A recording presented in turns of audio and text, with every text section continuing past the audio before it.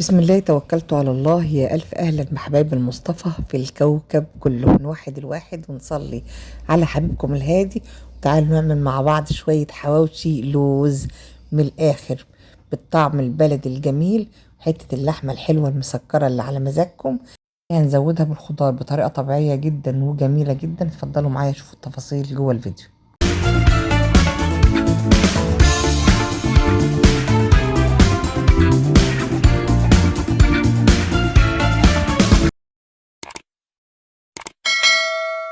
بسم الله. معايا اول حاجة واهم حاجة في اللحمة تكون نسبة الدسم فيها ما تقلش عن 25%. معايا اللحمة دي 25% منها دسم، ومعايا فلفل تقطع ناعم جدا اخضر واحمر واصفر اهو. معايا كمان طماطمية، حبة طماطم متقطعة ناعمة اهيت. تمام.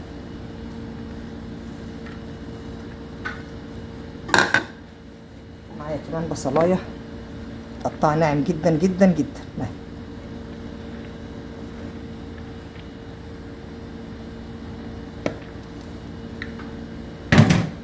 معايا كمان بقدونس صغير. معايا بابريكا، توم، بصل بودر، وقرفة وقرنفل، جنزبيل بودر، بهارات لحمة وزعتر وفلفل اسود.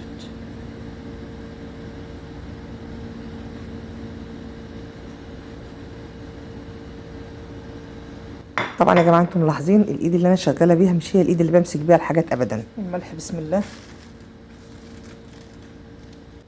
بعد ما ضفت لها الملح والبهارات والخضار هعجنها كويس جدا مع بعضها.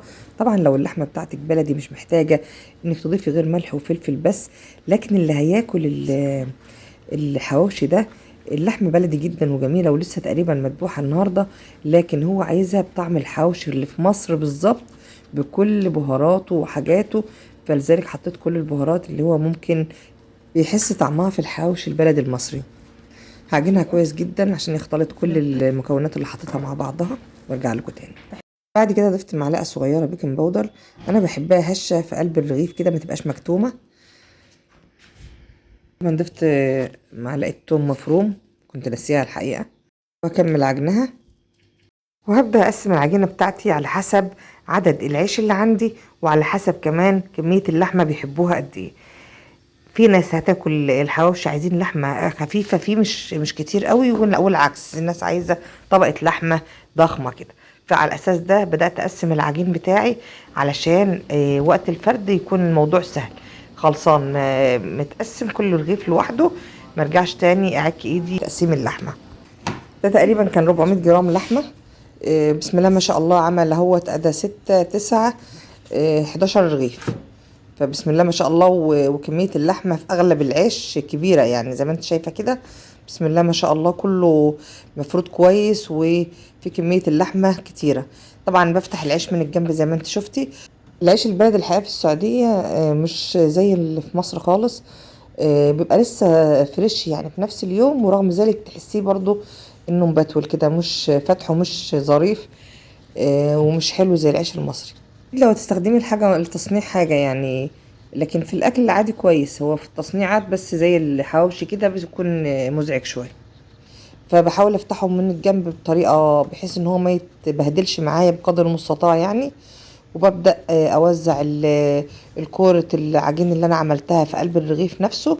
هحشي كمية العيش اللي معايا كلها وارجع لكم تاني نسوي مع بعض. احنا هنسوي بكل الطرق المتاحة يعني. انا عندي صاج الفرن اهوت هدهنه زيت، او طبعا لو عندك ليا متسيحه تبقى احلى طبعا، لان انا الكفته اللي معايا الحواوشي اللي معايا ضاني، فتبقى الموضوع متناسق مع بعضه. حتى لو مش ضاني وعندك قطعه ليا سايحه هتبقى حلوه قوي في الدسم بتاع الحواوشي، هتخلي لك طعمه جميل جدا جدا. حتى حوالي معلقتين زيت على يجي 5 معالق او 6 من اللي هي المتسيحة دي.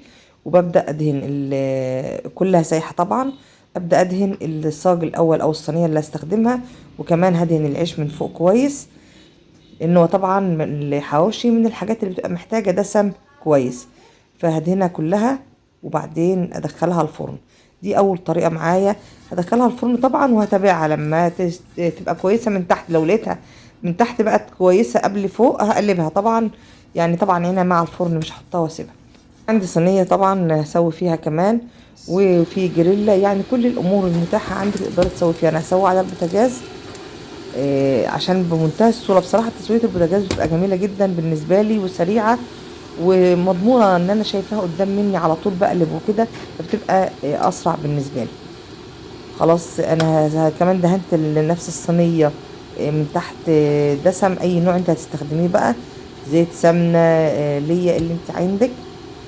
هندهن العيش من فوق ومن تحت الصينيه، وخليني متابعه شويه لغايه ما يبدا يتحمر نقلبه.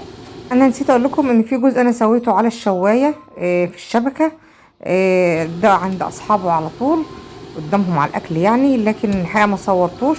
فدي طبعا كمان طريقه تسويه ممتازه جدا. تسويه الحواوشي على الفحم على الشبك بيكون ممتاز جدا وجميل قوي قوي. تقدري تتحكمي كمان في لونه وفي قرمشته وفي كل حاجه. من احلى طرق التسويه بصراحه. اوضح حاجه مهمه، الفرن طبعا قبل ما نحط فيه الصاج بتاع الحواوشي كان سخن جدا جدا، وكمان الصينيه قبل ما نحط لها الحواوشي سخنت جدا جدا جدا. يعني تسخن اول حاجه اللي هتحطي فيها، عشان اول ما تحطي العيش على طول اللحمه تمسك نفسها ما تنزلش اي سوائل، وتبقى تفضل سوائلها جواها كده ومن جوه طريه وحلوه. خلاص انا قلبته من ناحيتين واخد اللون اللي انا عاوزاه نوعا ما. الحواوشي حوالي دقيقه ونص كده، دقيقتين بالكتير قوي، بحيث ان هو البخار اللي جواه يسوي اللحمه كلها، اكون متاكده انها استوت. بعد كده خلاص انا الحواوشي بتاعي لونه ممتاز جدا وسواه كمان ممتاز.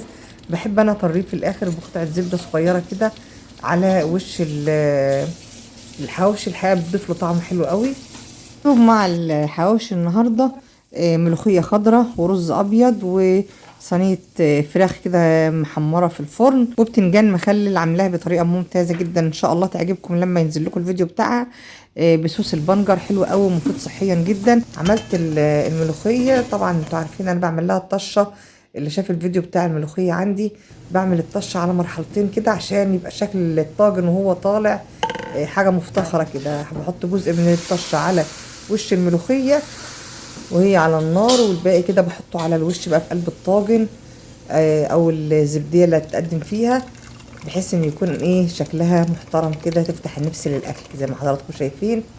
والحقيقه ريحتها بتبقى تحفه بقى لما تعمليها كده وتغطي عليها، بتبقى كأنك عامله التومه في قلب الزبديه حالا. بتديها ريحه واضحه قوي وتعلي التست بتاعها بصراحه. بألف هنا وشفا لأصحابها ولحضراتكم إن شاء الله لما تنفذوا الوصفة. أتمنى إنها تعجبكم. بمنتهى البساطة والسهولة تسوية الحواوشي على البوتاجاز أسهل وأحلى كتير جدا من الفرن. أنا بعتبرها كده بصراحة. سويت الكمية اللي عندي كلها وبدأت أغلفها علشان تروح لأصحابها زي ما حضراتكم شايفين كده، تفضل سخنة وفي نفس الوقت محتفظة بطراوتها.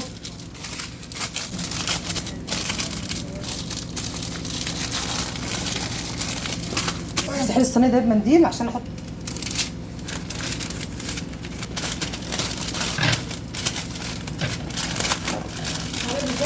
نعم. كمل بقيه الكميه اللي عندي عشان كلها طالعه مع نفس الاوردر ان شاء الله. بالف هنا لاصحابها. لو انت عاوزه الحواوشي بسم الله ما شاء الله، دي كانت معانا فراخ طالعه كمان مع الاوردر، ملوخيه والرز والبتنجان. بالف هنا لاصحابه، منازل الصحه يا رب، يعيشوا وياكلوا ويتهنوا ويفرحوا يا رب كلهم. نرجع تاني للحواوشي. لو انت عايزه الحواوشي ناشف كده مقرمش، يعني زي اللي هيطلعوا معايا دولت كده، انا بياخد اللون اللي انت عاوزاه بتوطي عليه النار جدا، يعني حاجه بسيطه كده، وارجعي اقلبي تاني. وحاولي بقدر المستطاع تسيبيه اكتر الوقت مكشوف مش متغطي عشان ينشف كويس. تمام.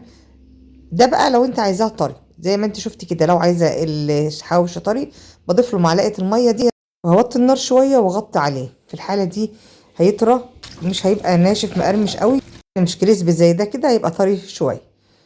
ده اللحمه جواها جوسي كده طريه، ولكن العيش من بره مقرمش وطعمه جميل جدا، وكل واحد له ذوق. ان شاء الله المره الجايه هنعمل مع بعض حواوشي البيتزا، كمان بيكون حلو قوي قوي، بيحبوا الولاد جدا جدا.